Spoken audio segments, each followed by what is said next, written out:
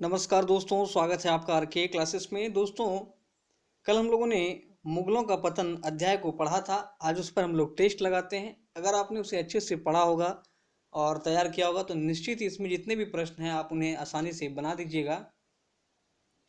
और सबसे बड़ी बात यह है कि अगर इस तरह से आप लिख करके विदाउट ऑप्शन अगर आप प्रैक्टिस करते हैं तो चीज़ें आप कभी भी भूलेंगे नहीं। और सबसे बड़ी बात है कि आप कंफ्यूज कभी नहीं करेंगे किसी भी आंसर को टिक करने में। तो दोस्तों चलिए शुरू करते हैं। हमारा आज का टेस्ट टॉपिक है मुगलों का पतन। देखिए, हमारा पहला प्रश्न है औरंगजेब के बेटे। तो औरंगजेब के हम लोगों ने पढ़ा था, औरंगजेब के 3 बेटे थे। पहला था मुअज्जम, दूसरा था आजम और तीसरा था कामबख्श। ठीक है। और यदि उस लेक्चर को आपने नहीं देखा है तो उसे एक बार आप देख लें, उसके बाद इस टेस्ट को लगाएं। ठीक है। अगला प्रश्न है कि जजाऊ का युद्ध जो है ये कब हुआ था और किसके बीच हुआ था। तो आपको याद है कि जब औरंगजेब मर गया, उसकी मृत्यु हो गई, तो उसके बाद उसके बेटों के बीच में जो है सत्ता का संघर्ष स्टार्ट हो गया। ठीक है, जिसमें कि 3 उसके बेटे थे, 3 दावेदार थे, मुअज्जम, आजम और कामबख्श। तो जजाऊ का युद्ध 1707 ईस्वी में ही मुअज्जम और आजम के बीच हुआ था। ठीक है, जिसमें मुअज्जम की जीत हो गई थी। औरंगजेब के बाद अगला जो है मुगल का बादशाह कौन बना था, तो ध्यान रखना है, जो जजाऊ का युद्ध हुआ था 1707 में, इसमें मुअज्जम जीता और उसने जो है आजम की हत्या कर दी। उसके बाद जो है वो मुअज्जम जो है बहादुर शाह प्रथम के नाम से शासक बना था। किसे बूढ़ा बादशाह कहा जाता है? देखिए, बहादुर शाह प्रथम जो है ये 65 वर्ष की आयु में बादशाह बना था, इसलिए इसे बूढ़ा बादशाह कहा जाता है। ठीक है।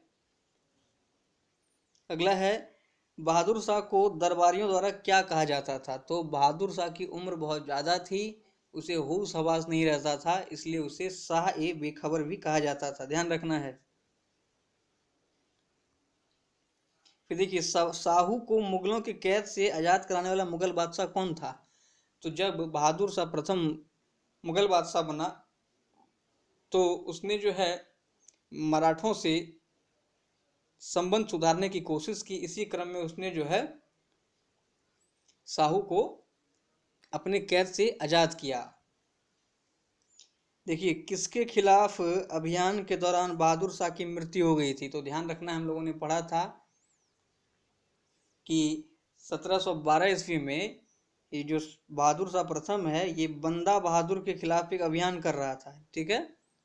और इसी अभियान के दौरान इसकी मृत्यु हो गई थी। बंदा बहादुर कौन है? तो बंदा बहादुर जो है गुरु गोविंद सिंह का जो है शिष्य था, और ये जो है सिखों की तरफ से मुगलों से लोहा ले रहा था। अगला देखिए, बहादुर शाह के बाद कौन मुगल बादशाह बना। तो हम लोगों ने पढ़ा था, बहादुर शाह के बाद मुगल बादशाह बना था जहांदर शाह, और ये बना था जुल्फिकार अली खां की मदद से।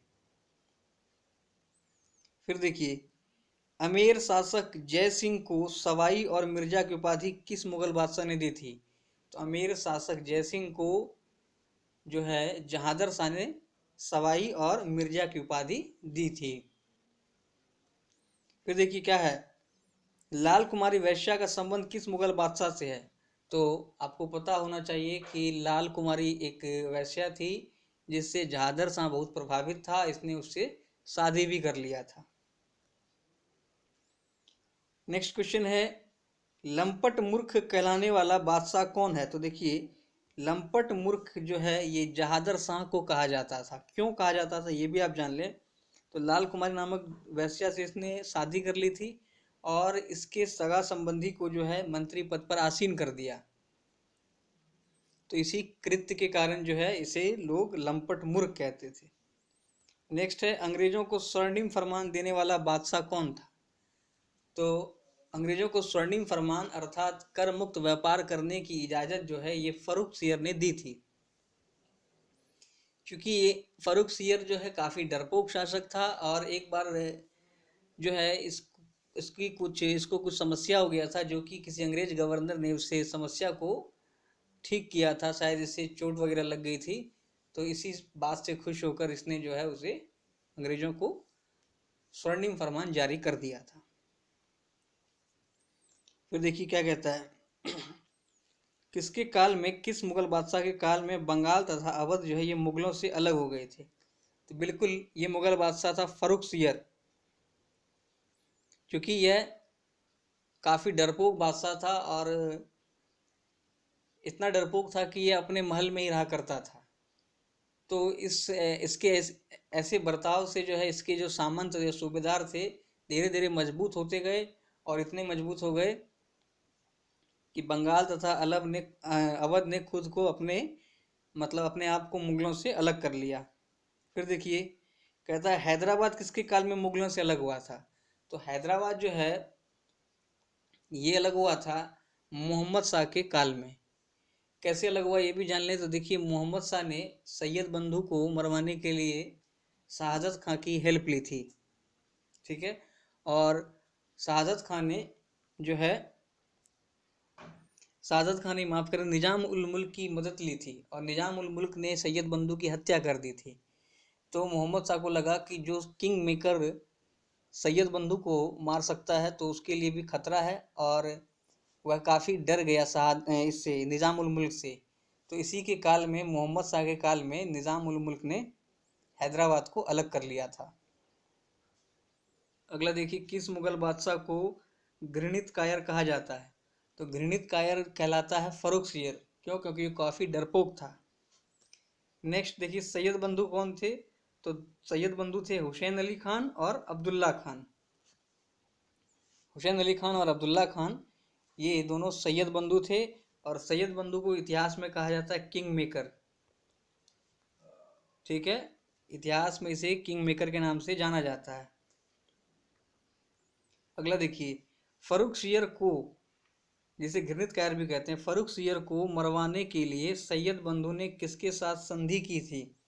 तो ध्यान रखना है फर्रुखसियर ने जब गोल्डन फरमान जारी कर दिया था तो सैयद बंधु ने इसे मरवाने की कोशिश की, और इसके लिए बालाजी विश्वनाथ के साथ सैयद बंधुओं ने संधि की थी। अगला है टीबी से मरने वाला मुगल बादशाह कौन है? तो ये है रफ़ी उद दरजात। ध्यान रखें रफ़ी उद दरजात, ये मुगल बादशाह जो है टीबी से मर गया था। ये क्वेश्चन पूछा हुआ है। फिर देखिए सैयद बंधुओं की हत्या किसने करवा दी थी? तो अभी हम लोगों ने देखा मोहम्मद शाह, जो कि जानता था सैयद बंधु किंग मेकर हैं और बराबर जो है ये शासक को बदल देते हैं, इसीलिए जो है मोहम्मद शाह ने सैयद बंधु की हत्या करवा दी थी निजाम उल मुल्क की सहायता से। रंगीला बादशाह किसे कहा जाता है? तो मोहम्मद शाह को रंगीला बादशाह कहा जाता है। अगला है बालाजी विश्वनाथ के बाद अगला पेशवा कौन बना? तो ध्यान रखिए 1720 ईस्वी में जब बालाजी विश्वनाथ की मृत्यु हो गई तो बाजीराव प्रथम जो है ये पेशवा बने थे। नेक्स्ट क्वेश्चन है नादिर शाह ने दिल्ली पर आक्रमण किया था, ठीक है, तो कब किया था? 1739 ईस्वी में। उस समय मुगल शासक था मोहम्मद शाह रंगीला, और इन दोनों के बीच मोहम्मद शाह और नादिर शाह के बीच जो है करनाल का युद्ध हुआ था, जिसमें कि मोहम्मद शाह पूरी तरह से हार गया। नादिर शाह ने यहाँ भारी लूटपाट की, 70 करोड़ की संपत्ति, कोहिनूर हीरा, तख्ते ताउस ये सब लेके वो ईरान चला गया। अगला है किस मुगल बादशाह के काल में जनता ने जजिया कर देना भी बंद कर दिया? तो मोहम्मद शाह के काल में जनता ने जजिया कर देना बंद कर दिया। जनता ने जो है लगभग उसे बादशाह मानने से इनकार कर दिया, क्योंकि वह पूरी तरह से कमजोर हो चुका था। अगला है मोहम्मद शाह के बाद शासक कौन बना था? तो ध्यान रखना है मोहम्मद शाह के बाद शासक बना था अहमद शाह, ठीक है, और अहमद शाह के बाद शासक बना था आलमगीर द्वितीय। ध्यान रखना है मोहम्मद शाह के बाद कौन? अहमद शाह। अहमद शाह के बाद कौन? आलमगीर द्वितीय। आलमगीर की उपाधि औरंगजेब ने धारण की थी। फिर देखिए पलासी का युद्ध किस मुगल बादशाह के काल में हुआ? तो पलासी का युद्ध हुआ था 1757 में। इस समय मुगल बादशाह था आलमगीर द्वितीय। इतिहास का सबसे छोटा युद्ध किसे कहा जाता है? तो पलासी का युद्ध जो है इतिहास का सबसे छोटा युद्ध कहलाता है। कहा जाता है कि यह युद्ध केवल 1.5 घंटे तक चला, जो कि रॉबर्ट क्लाइव और बंगाल नवाब सिराजदौला के बीच हुआ था। क्योंकि इस युद्ध में जो है सिराजदौला के जो अपने सेनापति थे और जो उनका मंत्री था, उसने ही सिराजदौला को धोखा दे दिया था। चलिए आगे बढ़ते हैं। अगला है पानीपत का तीसरा युद्ध कब हुआ और किसके बीच हुआ? तो ध्यान रखना है पानीपत का तीसरा युद्ध जो है 1761 ईस्वी में हुआ था और ये हुआ था अहमद शाह अब्दाली और मराठाओं के बीच में, जिसमें कि मराठा की हार हो गई थी। पानीपत के तीसरे युद्ध में मराठा की ओर से नेतृत्व किसने किया था? सेनापति कौन था? तो मराठा का सेनापति जो थे ये थे सदाशिव भाऊ। ध्यान रखें सदाशिव भाऊ। और इस दौरान जो पेशवा थे ये थे बालाजी बाजीराव। ठीक है। नाना साहब को जाना जाता है तो बालाजी बाजीराव को ही नाना साहब के नाम से जाना जाता है। ध्यान रखें बालाजी बाजीराव को किस नाम से जाना जाता है? नाना साहब के नाम से। अगला है बक्सर का युद्ध कब हुआ? तो हमें पता है कि 1764 ईस्वी में बक्सर का युद्ध हुआ था। इस दौरान मुगल शासक कौन था? तो ध्यान रखना है बक्सर के युद्ध के समय मुगल शासक जो है ये शाह आलम द्वितीय था। किसके बीच हुआ था? तो देखिए इसमें एक तरफ 3 लोग थे। ठीक है। बक्सर युद्ध में एक तरफ 3 लोग थे। कौन?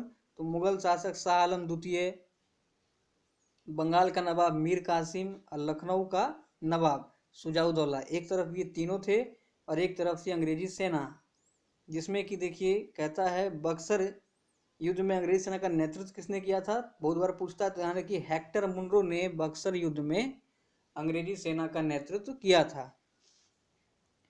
अगला सवाल, बक्सर युद्ध के समय बंगाल का गवर्नर कौन था? तो ध्यान रखना है बक्सर युद्ध के समय बंगाल का जो गवर्नर है ये था वेंसी टॉट। कई जगह टॉट कई जगह हार्ट लिखता है, इसलिए आप ध्यान रखें वेंसी टॉट बंगाल का गवर्नर था। और यदि नवाब पूछ ले तो नवाब था मीर जाफर। ठीक है, मीर जाफर, जिसे क्लाइव का लोमड़ी भी कहा जाता है। अगला प्रश्न है अंग्रेजों ने दिल्ली पर अधिकार कब किया था? तो हम लोगों ने पढ़ा था अंग्रेजों ने दिल्ली पर अधिकार 1803 ईस्वी में कर लिया था। अली गौहर या माफ करें 1803 में शाह आलम द्वितीय के काल में ही कर लिया था। अगला है अंग्रेजों द्वारा नियुक्त पहला मुगल बादशाह कौन था? तो ये था अली गौहर, जिसे अकबर द्वितीय भी कहा जाता है। सवाल अगर पूछ ले कि अंग्रेजों द्वारा नियुक्त पहला मुगल बादशाह, तो अकबर द्वितीय या अली गौहर। राजा राम मोहन राय को राजा की उपाधि देने वाला जो मुगल बादशाह था ये था अली गौहर या अकबर द्वितीय। अगला है अंतिम मुगल बादशाह कौन था? तो हम सभी को पता है ये था बहादुर शाह जफर। इसे ही 1857 की क्रांति का नेता बना दिया गया था, जिसके बाद अंग्रेजों ने इसे गिरफ्तार करके रंगून भेज दिया। और बहादुर शाह जफर जो है ये उर्दू का प्रसिद्ध कवि था और जफरनामा के नाम से ये शायरी करता था। दोस्तों मुगलों का पतन से हम लोगों ने 40 क्वेश्चन को कवर किया है। उम्मीद है जिन्होंने इसे पहले पढ़ रखा होगा, लेक्चर को अच्छे से देख के नोट्स बनाया होगा, वो 40 में 40 क्वेश्चन सही कर सकेंगे। इसी तरह से आगे भी आप टेस्ट देते रहें। धन्यवाद।